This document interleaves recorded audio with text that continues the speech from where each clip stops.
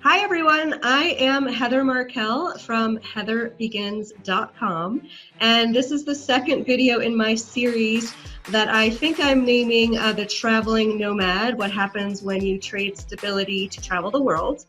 And that name might change, we'll see. But my hope is that when you watch these videos and learn from people who have done just that, given up that stability to travel, that you might be inspired. If you're out there, you're over 40, you have thought about traveling for a long time, you're unhappy with your work situation, your personal situation, that these stories you're going to hear may be just the boost that you need to get started.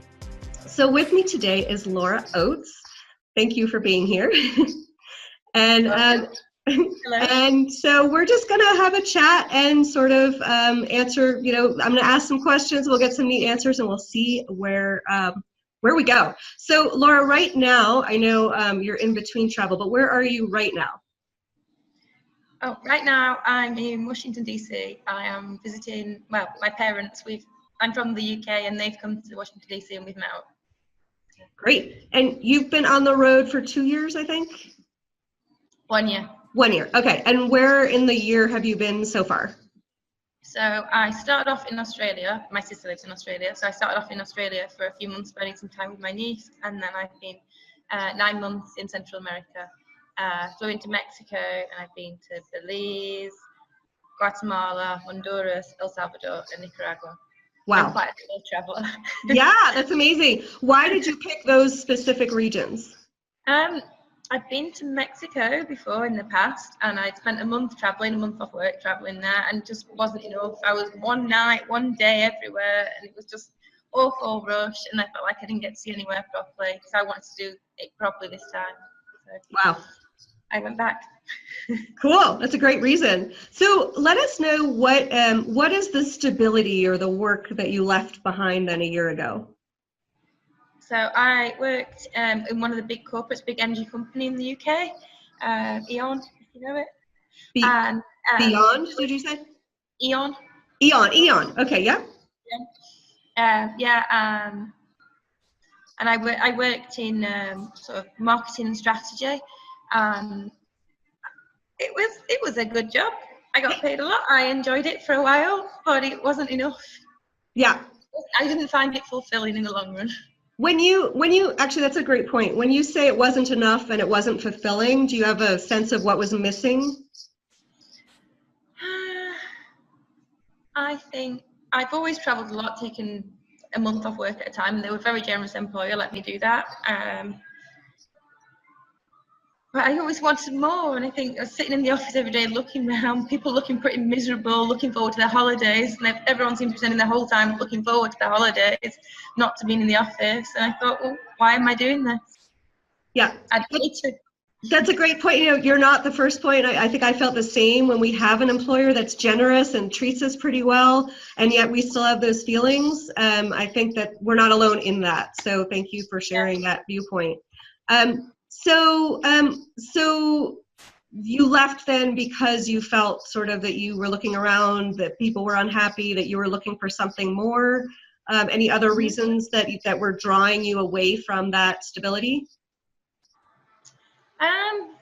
I guess where my life was at that point, I thought, right, I'm single, I don't have children, I'm free to do whatever I want. Yes, you're right, moving away from stability, but there's nothing to hold me, nothing for me. Like, I've got lots of friends and family, but they've got their own.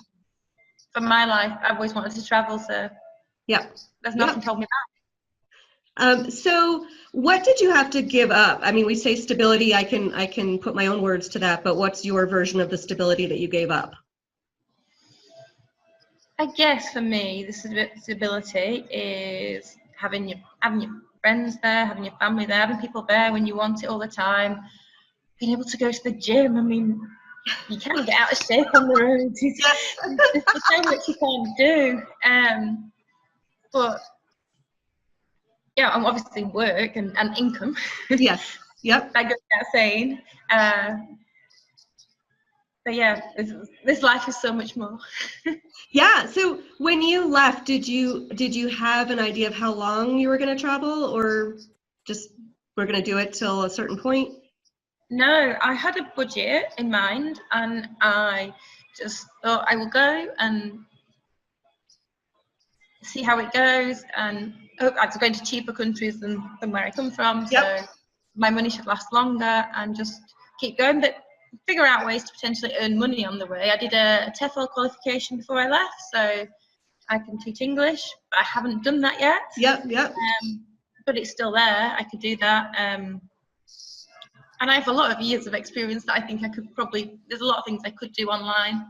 But I've been away a year now, and I haven't done anything. Actually, I've been offered a couple of promotional jobs in places I've been to. Great. Just places I've been, I've really enjoyed tours, or really done it, and I've helped promote them, and I've been sending people their way anyway, and people have contacted me and said, actually, would you do this for me?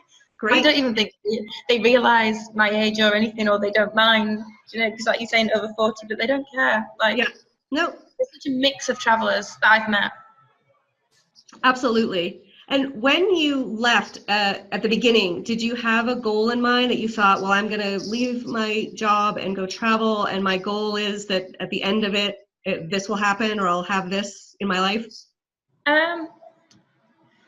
I guess it was figure out a different career, because I thought I don't want to go back to that corporate life. Maybe do some things to what I was doing with smaller companies, or maybe something completely different. I love being in the sea. I'm a big scuba diver, and now I'm a master free diver too, which is the new thing I just learned. Thank you. And I absolutely love it. And I'm considering both of those in potentially an instructor capacity, but I haven't taken that step yet. So I just don't know. But I'm hoping as well. And imagine I'll get somewhere and go, wow, I love this place, don't want to leave, this is where I'm going to spend the rest of my life, or a good portion of it. I do like the traveling, but the thing is, I'm enjoying the traveling so much, I don't know when I'll stop somewhere for that long, like a month or 2 or 3 even, but I can see more places, so it's hard to settle for me right now, because I'm just enjoying the travel so much. Yeah, I'm with you. As we were chatting before, I've been on the road for, minus the time I was at home, it's been about like 10 months, but I've been at this like a year and a half, and I'm the same way. It's like, I keep asking myself, am I done yet? Am I just going to stop? And I'm like, no, still kind of enjoying it. So, most people you meet, it is most people you meet, definitely. Yeah. So, are there any lessons you've learned about yourself or about life, or anything that either surprised you or that were really kind of like a huge epiphany for you? So I feel like I had this big job, and it was all really great, and I was really stressed out all the time. And when I first started traveling, I kind of felt like I was still stressed out at the beginning, and I was booking things ahead and planning and organising. And then I've really gone the opposite way. I'm now so laid back, I'll be thinking, oh, I really need to organise something. I don't know where I'm going to be next week. I don't know what country I'm going to be in. Right. It's amazing though, the possibility that I was in Nicaragua, and I was like, can I go to Costa Rica next week, or should I go up somewhere else to Corn Islands in Nicaragua? Or I've got friends who have just gone back to Honduras. I could go meet them. I love that. It's just amazing to have all these possibilities in your life, and you don't know where you're going to be the next minute. And I wouldn't have imagined that I could do that, but I'm really enjoying it, and the lifestyle really suits me more than I could have ever thought. That's great. That's great to hear. That's wonderful. So I think sometimes those unexpected personal lessons just go a long way. Do you think in terms of your experience, are you still feeling like this journey is about finding a new job or new work or something else? I mean, it's just about exploring the world. I am really enjoying seeing more, meeting new people. I love it. I love meeting local people, meeting people traveling. I'm just really, enjoying the whole thing, and I can't envision this ending right now, because I'm just enjoying it so much. But obviously I'm 1 year in, maybe in 10 years I'll be thinking, ooh, it's time to stop. I don't know. Yeah. So here's a really random question. I'm wondering, so this is another thing that I'm seeing that some of us have in common. Do you have an arm filled with bracelets by any chance? I don't. All right, I'm going to be asking this question a lot because a lot of us do. I really want to have a tattoo. I don't have any tattoos, which people find really weird. I don't either, and you're right. In South America, it's like you are weird if you do not have a tattoo. I'm nothing. I think there's some very nice tattoos out there, but I change my mind too often. That's, by the way, for those of you out there that like tattoos, you may like. Do you know Tattly? Tattly? It's a company that makes these great fake tattoos, and they're really great tattoos, and they last like 2 or 3 weeks, and then you can just take them off and done. So while you're at home, you may want to order some and take those with you. That's hilarious. Yeah. Yeah. People think it's so strange. Yeah. Totally. So if you need to fit in and get some like weird tribal thing, like just order one online. Well, thank you. Yeah, no problem. So for anyone listening to this video that might be in the position of wanting to think about pursuing this lifestyle, but maybe a little hesitant, do you have any tip or advice for them?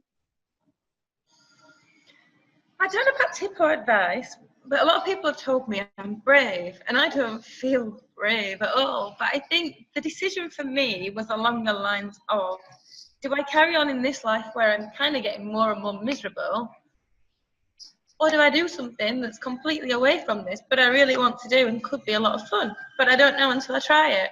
Yeah. And the answer for me was just, I need to try it. So, yeah. And it's worked.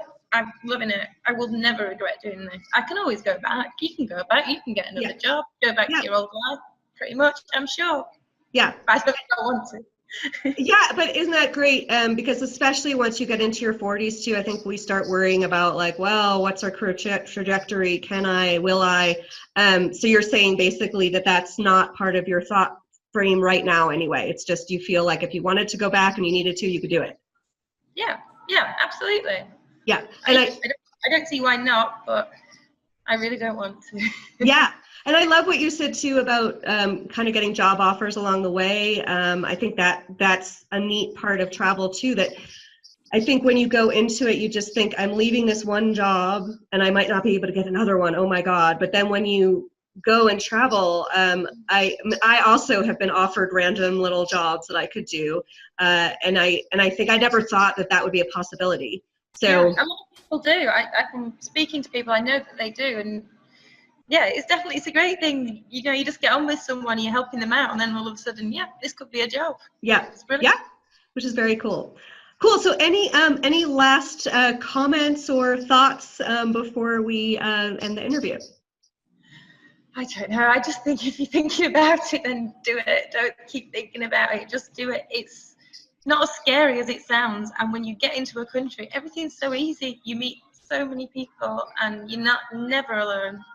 Yeah. That's one thing people have worried about to me, that they'll be on their own, and you're just never alone.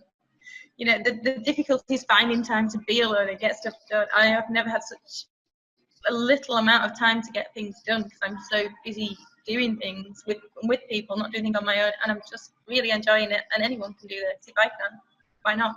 Yeah, that's actually, thank you for saying that, because I feel the same way. I have written a blog post about like all I have is time. So why don't I have time to like do all these myriad of things that I want to do? And that's great. Yeah. And so you're right. And I'm also solo traveling, and you're right. It's like you're never alone. You meet people, you do great stuff. That's such a great point. So thank you for sharing that. If anyone here listening wanted to reach out to you and ask you some more questions, what's a good way for them to contact you? They could either look me up on Facebook, Laura Oates, my picture's a scuba diver, or email me, Laura Oates at gmail.com. Perfect. Cool. So Laura Oates at gmail.com. And thank you so much for being here today and sharing your insights with us. And if you're watching this and you know someone who should be part of this video series, or you are someone that should be here, you would be over 40, you've left something stable, you've been on the road at least 3 months, ideally 6 months or more, but at least 3. Please reach out to me, Heather. You can go to my website at heatherbegins.com. You can find me on Facebook at Heather Markel, or you can email me at heather@heathermarkel.com, and I'd love to know your story. So until the next interview, thank you for listening. Bye.